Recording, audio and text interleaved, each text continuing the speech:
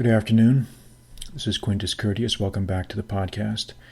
And in this podcast, I wanted to talk a little bit about a very interesting article that I read in Al Jazeera's website, the Middle Eastern news agency. Very, very good article, very interesting article. And I'll put a link to this article when I post this podcast so you can refer back to the original. But the title of the article, it says, "Why are so many young Greeks returning to farming?" And the gist of the article is that in the wake of the terrible economic crisis in Greece, there are a significant percentage of professional young people that have basically just given up the idea of staying in the city and are returning to more traditional ways of life in the country, returning to agriculture. And my main theme of this podcast is going to be the idea that you have to do what you have to do to survive. You have to do what you have to do to survive. When things are not going your way, when you have run into a brick wall, you do what you got to do. You do what you have to do. And this really is the lesson behind this article, but it's very interesting. I thought it was anyway. And I'll give you my reasons why I think that. The article starts out with a quote from a Greek Nobel laureate and poet, and he said basically that the gist of the quote is that if you disintegrate Greece, if you strip it down to its essentials, what you'll have left is an olive tree, a vineyard, and a ship, which means with these you can rebuild it. Now, that's partly a joke, it's partly tongue-in-cheek, but, there's a lot of truth to that. If you look back at Greek history from ancient times all the way up to the present, what are the features of Greek history? Maybe olive oil, wine, and seaborne commerce, maritime commerce. It was with the ship that the Greeks were able to settle the ancient Mediterranean, dotting the shores of that ancient lake with coastal communities, as Plato said, like so many frogs on lily pads spread around the Mediterranean. And there's a lot of truth to this. But the article then goes into explaining how some young people, he showcases a few people. One guy here is, after spending 2 years being unemployed, searching in vain for a job.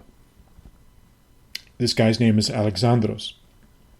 This guy decided that he had no other option but to just pack up, leave everything behind, and move back to his grandparents' village in Kalabaka, which is, I guess, 4 hours drive north to Athens. And he just started a farm there with his brother and 3 other investors.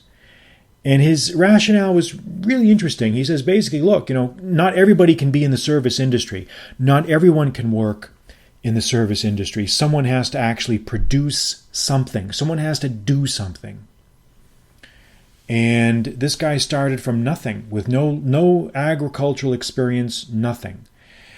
And for the first time in 20 years in Greece, the employment rates in the agricultural sector are rising.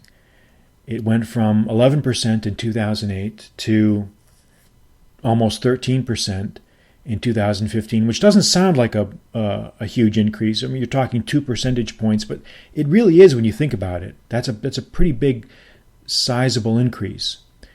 Okay, and this is a pattern that I think we're going to see more of all over the developed world. I hope we're going to see a flight from the large cities as people realize that, look, only so many people can be employed in these non-productive sectors and shuffling money around.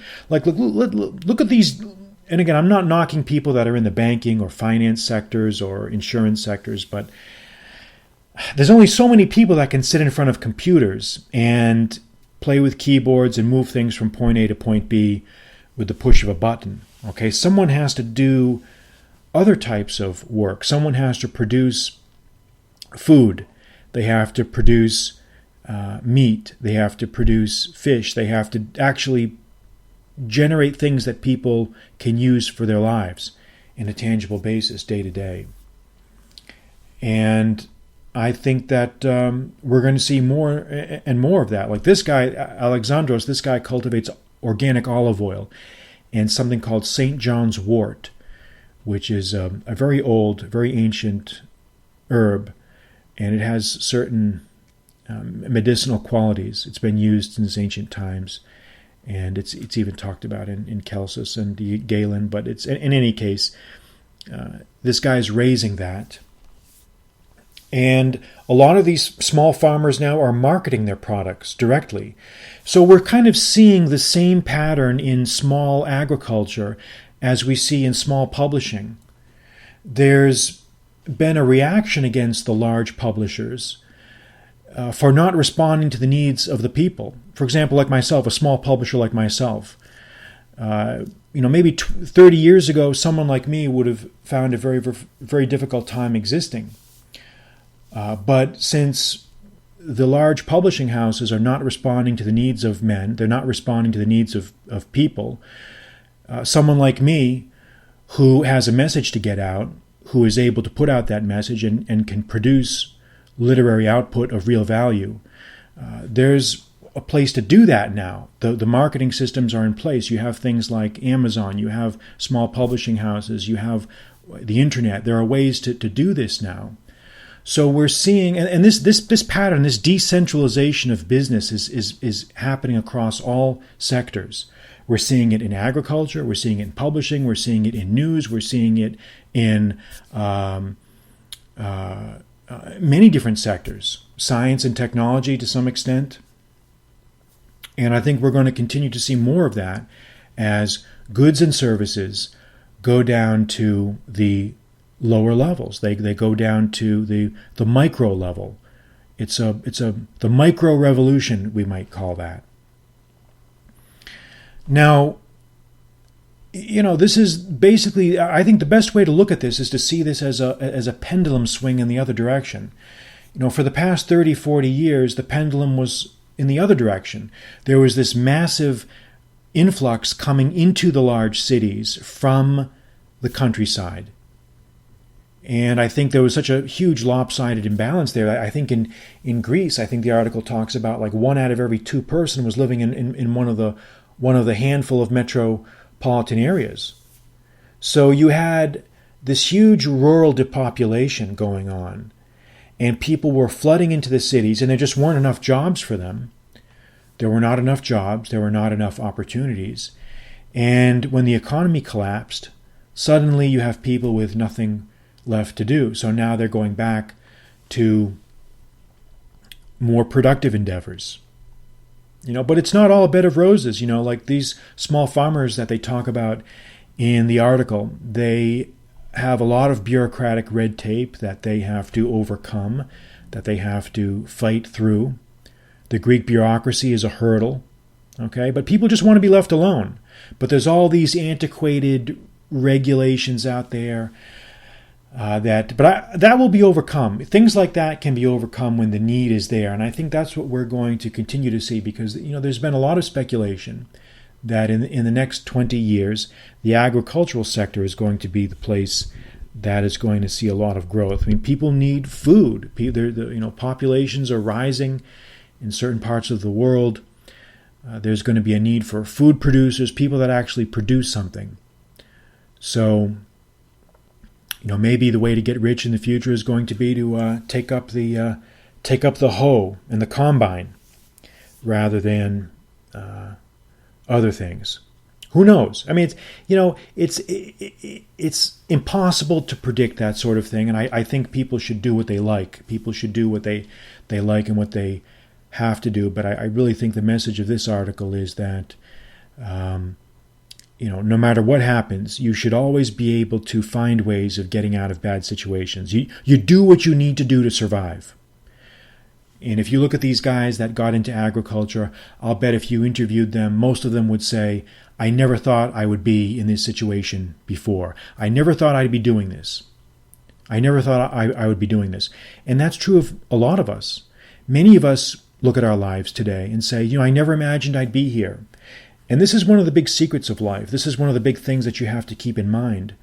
And this is the idea that life is going to put you in places that you don't expect. And you have to keep your wits about you, you have to keep your resourcefulness, you have to keep your senses about you, and you have to be willing to do things that you might not want to do in the short term to service a larger goal. All right? And that larger goal is survival. So these are things that we have to keep in mind. And the last thing I think we need to focus on or discuss that came out of this article is the idea of branding. All of these small agricultural producers that are featured in the article are also not only are they harvesting and managing their crops, but they're also marketing and branding them directly to the purchaser. And this is something new. In previous eras, farmers would simply just gather everything up and ship it off to Spain or Italy to be packaged and bottled as Italian or Spanish olive oil. But now, this type of artisanal revolution is seeing the producer market his product directly to the consumer. He's marketing his product directly to the consumer, cutting out the middlemen. And this is something that we're seeing paralleled, again, in many other industries. So, while economic disaster has been heartbreaking for most people, there is also the idea that it can spur people in new directions. It can create revolutions in other areas. It can force people into modes of survival that they may not have thought about before. It can force them to develop survival muscles, if you will, that they never knew existed. They adapt to the situation that presents itself to them, and they find ways of surviving. And that I think, is the takeaway lesson that we need to remember out of this, and the takeaway lesson that I certainly took out of this article, which is, again, I'll repeat, you do what you have to do to survive. Even if life hits you with a 1-2 knockout punch, you pick yourself up, you dust yourself off, and you keep moving. No matter what happens, keep moving. And this is the lesson that I've been telling you guys, and the lesson that I myself have practiced, as you know, from your own personal experience of listening to my podcasts in recent months. And you keep moving. You keep moving, no matter what happens. So that will conclude our podcast for today. I'm Quintus Curtius. Good night.